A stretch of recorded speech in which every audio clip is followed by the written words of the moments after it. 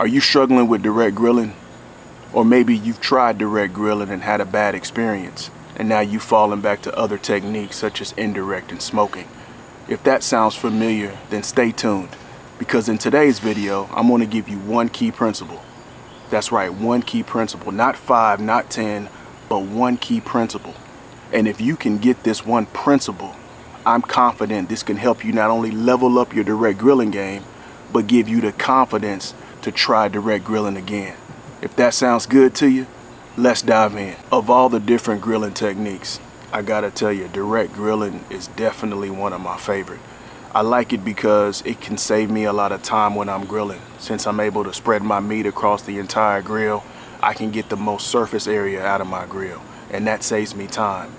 Also, I have thoroughly come to enjoy that intense flavor, that intense smoky flavor that can only be imparted upon your meat when it's sitting directly above those coals.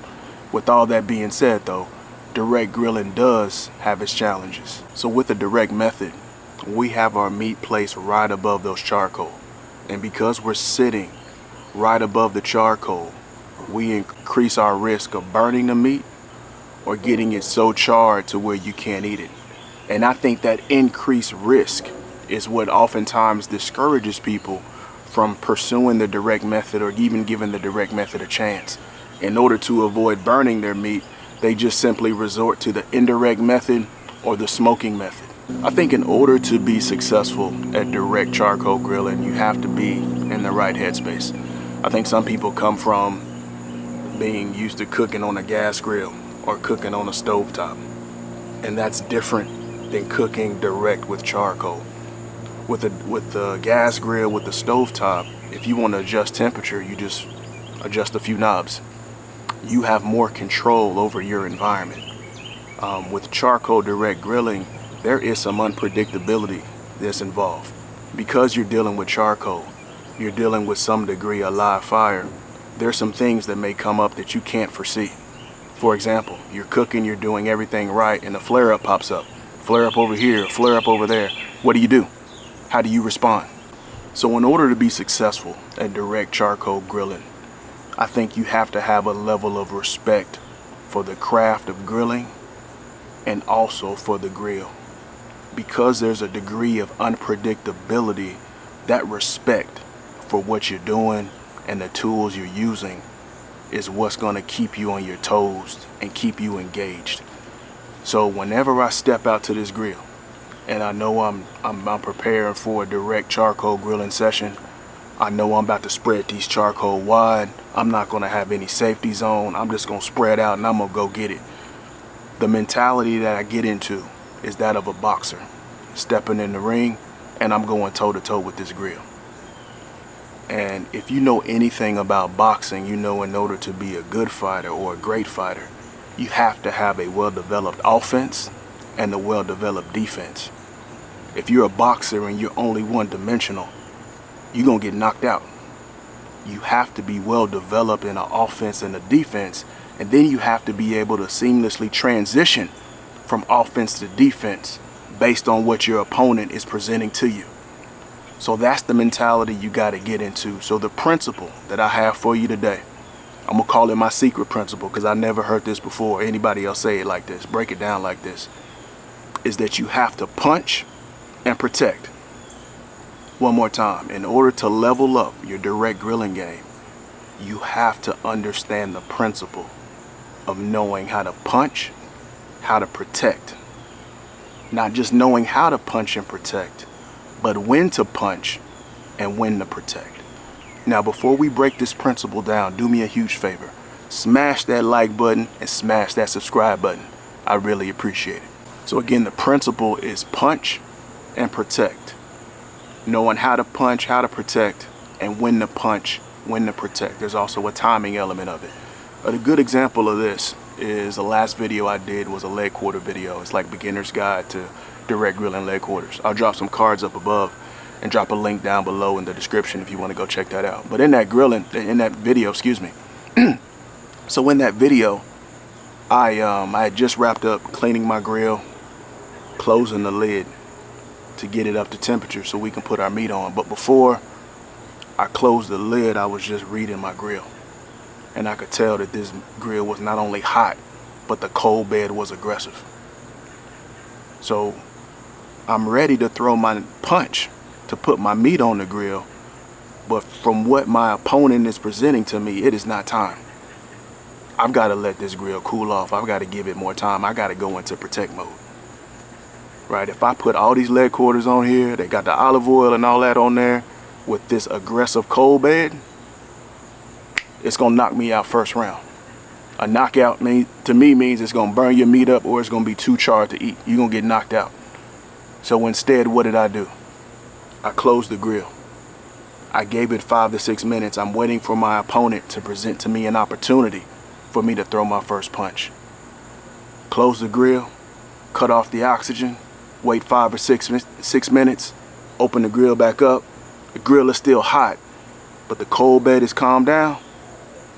I know, boom, let's throw the first punch, get the meat on the grill, and let's go get it. So once I put this meat on the grill and I'm grilling direct, I know it's on. And one thing you see in a lot of my videos is that when I grill direct, I don't have a safety zone. I don't have a place on my grill that doesn't have charcoal. And I do that with confidence because of the amount of time that I put in on this grill. I put in so much time on this grill, man. I know how this Char-Griller is going to respond when I have 2 chimney starters of my charcoal I use and I spread them. I know that after I put that meat on, that first 45 minutes to an hour is going to be intense. It's going to be punching and protecting. I'm going to throw some blows. This grill's going to throw some blows and I'm going to have to protect. And that 45 minutes to an hour, it's going to be a lot of punching and a lot of protecting, and the grill and I just exchanging blows. So when you watch a lot of my direct videos, what you see is a certain cadence that I get in, a certain rhythm.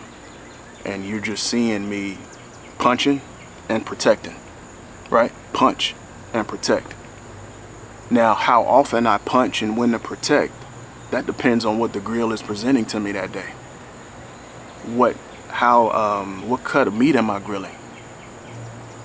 Right? If I'm grilling some chicken wings and I'm in there, I throw the first punch, boom, close the lid, I'm in protect mode. I'm not giving those wings more than 3 minutes and I'm coming right back in and I'm getting into punching and I'm protecting. I'm flipping, I'm rotating, I'm moving stuff around. I'm getting in and I'm closing the lid and I'm protecting. If you keep that lid open, what happens? You're gonna give this grill an opening to jump up and knock you out with a flare up. So that's why the old saying, if you looking, you're not cooking. Man, when you direct grilling, if you looking, you run the risk of burning your meat up. Right? That's how the mentality shifts when you're direct grilling. So that's why you see this certain cadence of me just opening the grill up, da-da-da-da, throwing blows, protecting, moving meat around, reading the grill, closing it up and getting out. Another 5 minutes, go in, da-da-da-da, throw some blows, protect, close the grill and get out. But at the same time, I'm also reading my opponent. I'm sitting right here where I am now and I'm looking at my grill. I'm listening to the sizzle. I'm seeing the smoke. Oftentimes I can hear a flare up that's about to happen and I know when it's time to go in there and protect.